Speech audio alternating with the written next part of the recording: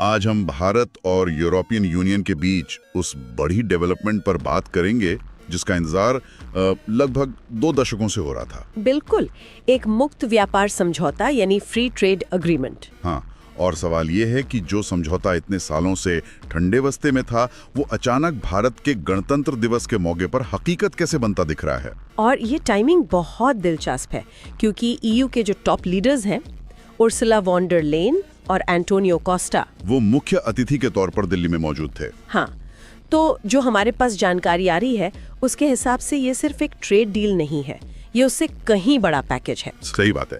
वाणिज्य सचिव राजेश अग्रवाल ने भी ये साफ कर दिया है कि बातचीत पूरी हो चुकी है और औपचारिक घोषणा बस होने ही वाली है। बिल्कुल, और जैसा आपने कहा, ये सिर्फ सामान के आने जाने का सौदा नहीं है। इसमें सुरक्षा, रक्षा सहयोग, ऊर्जा, यहाँ तक कि मोबिलिटी जैसे अहम समझौते भी शामिल हैं। मतलब इस समझौते का सबसे बड़ा टेकअवे है, देखिए, ये बातचीत 2007 में शुरू हुई थी। अच्छा, काफी पहले। हाँ, लेकिन फिर 2014 से 2022 तक पूरी तरह रुकी रही। और वजह थी कुछ ऐसे विवादास्पद मुद्दे जिन पर दोनों पक्ष झुकने को तैयार नहीं थे, जैसे यूरोप के कृषि और डेयरी प्रोडक्ट्स को भारतीय बाजार में कितनी छूट मिले। ये हमेशा से एक बड़ा मुद्दा रहा है। इस बार लगता है कि उन मुद्दों को फिलहाल किनारे रखकर आगे बढ़ने पर सहमति बनी है।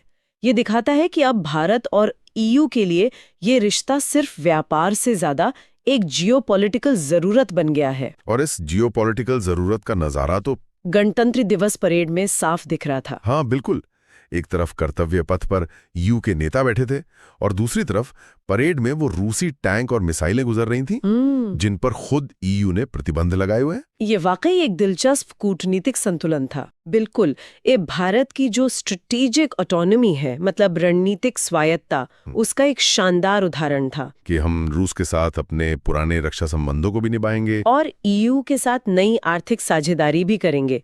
तभी तो वॉन डर लेयन ने कहा कि एक सफल भारत दुनिया को और स्थिर बनाता है और एक नई वैश्विक व्यवस्था को आकार देने की बात भी की। ये शब्द सिर्फ कहने के लिए नहीं है, इनके गहरे भू राजनीतिक मायने हैं। तो लगता है सबसे मुश्किल हिस्सा, मतलब राजनीतिक सहमति तो बन गई है, लेकिन अब आगे क्या होगा?